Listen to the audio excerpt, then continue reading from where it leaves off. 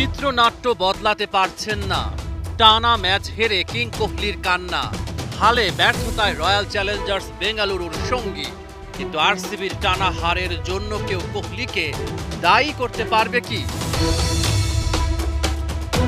চলতি আইপিএলে এ পর্যন্ত 7টা ম্যাচ খেলেছে আরসিবি, হারের সংখ্যা 6টি।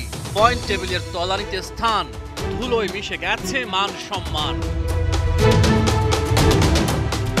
টানা 5 ম্যাচেই হার, অথচ সেই দলের বিরাট কোহলি 361 রান করে এখনো পর্যন্ত এবারের আইপিএলে সবথেকে সফল ব্যাটার।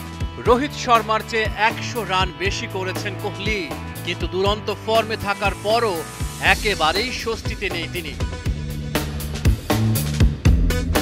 যত রান করছেন ততই বাড়ছে বিরক্তি, রাগ আর হতাশা। সোমবার সানরাইজার্স হায়দ্রাবাদের বিপক্ষে ম্যাচেও ফুটে উঠেছে তা। প্রতি আসরেই কোহলি থাকেন মরিয়া, তবুও ম্যাচ জেতা সম্ভব হয় না। বেঙ্গালুরু চ্যাম্পিয়নও হতে পারে না। সোমবার হায়দ্রাবাদের বিপক্ষে জিততে হলে 20 ওভারে 288 রান করতে হতো। শুরু থেকে দ্রুত রান তোলার প্রয়োজন ছিল, সেটাই করছিলেন কোহলি। 210 স্ট্রাইক রেটে 42 রান করেন তিনি। আউট হতেই প্রকাশ করেন বিরক্তি, ব্যাটে মারেন খুশি।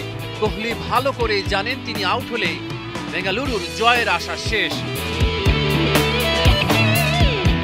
সানরাইজার্সের কাছে হারের পর সোশ্যাল মিডিয়ায় কোহলির একাধিক ছবি ছড়িয়ে পড়েছে, যেখানে দেখা যাচ্ছে হতাশ কোহলি আকাশের দিকে তাকিয়ে।